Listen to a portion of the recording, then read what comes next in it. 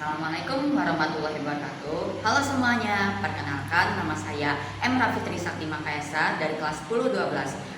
Pada kesempatan kali ini saya akan membacakan cerita mengenai hikayat Hang Tuah.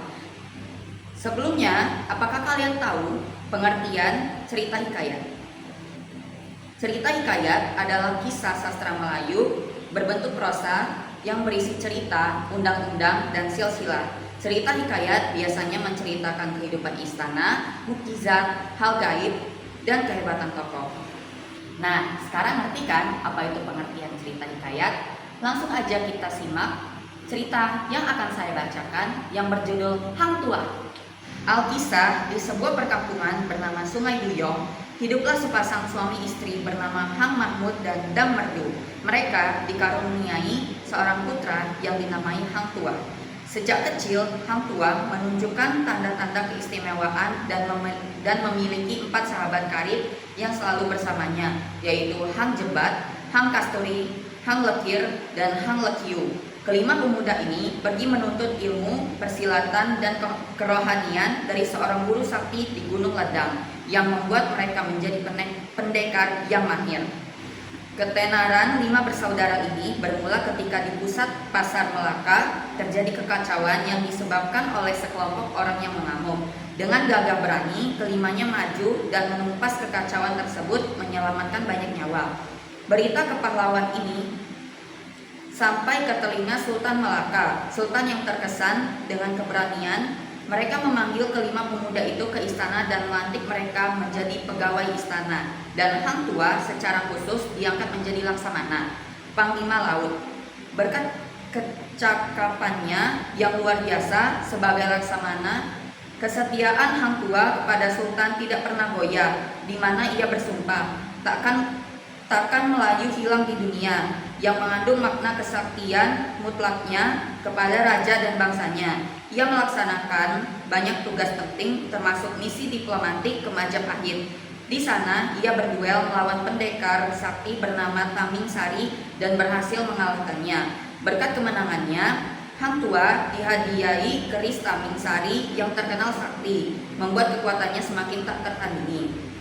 Namun cemerlangnya Hang Tuah mengundang iri hati. Ia difitnah oleh pembesar istana karena dituduh melakukan perbuatan sumbang. Sultan yang muda terhasut dan marah segera menjatuhkan hukuman mati tanpa menyelidiki kebenaran tuduhan tersebut. Untungnya Bendahara Perdana Menteri yang bijaksana tahu bahwa Hang Tuah tidak bersalah. Ia tidak melaksanakan hukuman mati, melainkan menyembunyikan Hang Tuah di suatu tempat rahasia sambil menunggu waktu yang tepat. Kabar palsu kematian Hang Tuah menyulut amarah Hang Jebat. Jebat merasa Sultan telah bertindak sewenang-wenang dan tidak adil terhadap sahabatnya yang paling setia. Jebat memutuskan untuk memberontak mengamuk di istana dan menantang siapa saja yang berani melawannya karena kesaktiannya, dan kini ia memegang keris Taming Sari yang ditinggalkan Hang Tuah. Tidak ada satupun pendekar istana yang mampu menandingi amukan Jebat, menyebabkan kekacauan hebat di seluruh negeri. Dalam keputusan karena nyawanya terancam, Sultan menyesali keputusannya, menghukum mati Hang Tuah. Bendahara kemudian membuka rahasia bahwa Hang Tuah masih hidup. Sultan yang lega segera memanggil Hang Tuah dan memerintahkan untuk membunuh Hang Jebat. Hang Tuah menghadapi dilema terbesar dalam hidupnya, melawan sahabatnya sendiri demi melaksanakan perintah raja yang pernah menghukumnya.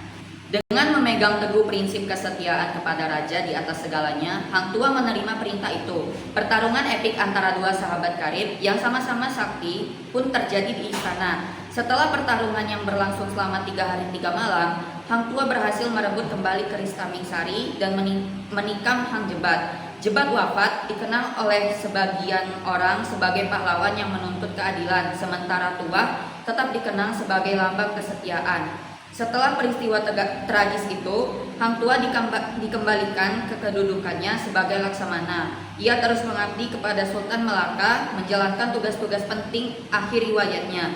Salah satu tugas terakhirnya adalah mencari putri Gunung Ledang untuk dijadikan permaisuri Sultan. Setelah menjalani kehidupan yang penuh pengabdian dan kepahlawanan, Hang Tua pun diceritakan menghilang atau wafat, meninggalkan warisan kesetiaan yang abadi sebagai laksamana yang paling dihormati dan sejarah melekat. Sekian video yang saya sampaikan, saya harap itu semoga bermanfaat. Saya akhiri dengan wabillahi taufiq wal hidayah. Wassalamualaikum warahmatullahi wabarakatuh.